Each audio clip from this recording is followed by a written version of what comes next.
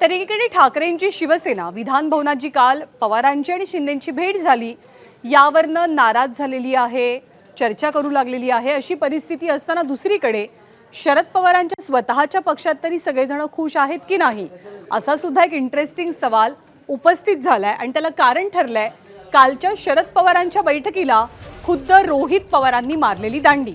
पवारांच्या आमदारांची खरं तर गेल्या आठवड्यात विधिमंडळात एक महत्त्वाची बैठक झाली।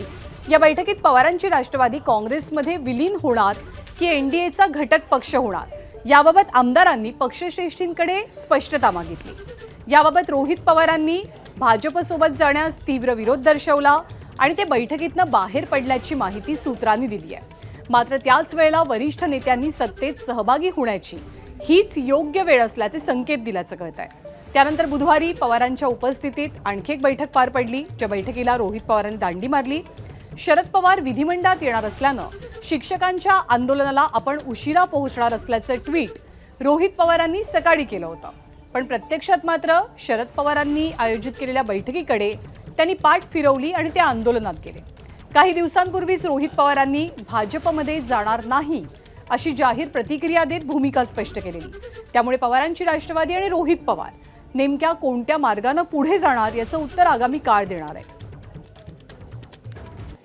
कुठलीच चर्चा आमच्या पक्षामध्ये तिथं झालं नाही। काय झालंय की इन्फ्रास्ट्रक्चरचा जो फुगा आहे तो या महाराष्ट्रामध्ये फुटल्यामुळे आता मीडियाचं लक्ष कुठेतरी दुसरीकडे जावं यासाठी भाजपने मुद्दामून या पुढ्या सोडल्यात असं आम्हाला म्हणावं लागेल।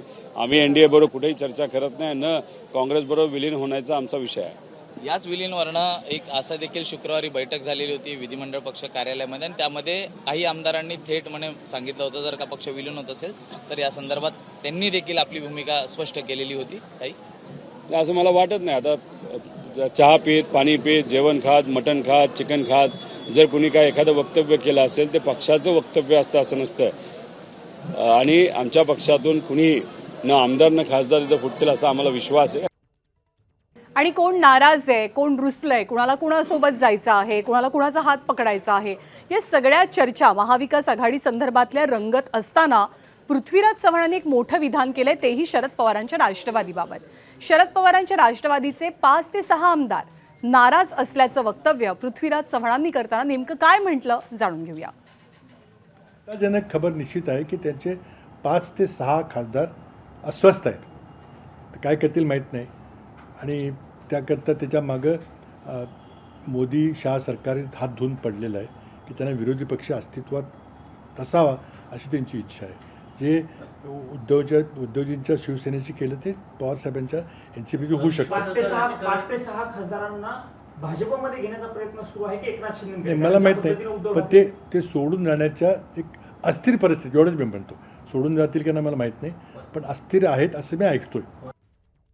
आमच्या पक्षातला कुठलाही खासदार अस्वस्थ नाही आहे। आम्ही 8 लाख खासदार एक संघ आहोत आणि एक संघ ताईच्या नेतृत्वाखाली सभागृहात काम करतो आणि आदरणीय साहेबांच्या आदेशाप्रमाणे त्यांच्या सहकार्यानं आम्ही सर्व काम करतो। आणि असं तुम्ही जे म्हणताय असं काही नाही, आमचं कुणी अस्वस्थ नाही आहे। त्यांना अस्वस्थ का दिसलेत ते त्यांनीच सांगितलं पाहिजे। त्यांना अस्वस्थता आम्ही त्याच्यानंतर पुढे सांगितलं की गटामध्ये जसं ठाकरेंचे खासदार सहभागी झाले तशी काही ऑफर जर तुम्हाला आली तर तुम्ही स्वीकाराल का? नाही, आम्हाला ऑफर यायचा संबंधच नाही। आमच्या ऑफरच्या पलीकडे येतात, आम्हाला ऑफर येतच नाही। कारण कसं आहे, ती ऑफर कुणाला येते ज्यांना जायचं आहे त्यांना। त्याच्यामुळे आम्ही 8 लाख एकत्र आहोत, त्याच्यामुळे आम्हाला ऑफर येणार नाही, त्याच्यामुळे स्वीकारायचा प्रश्नच येतो।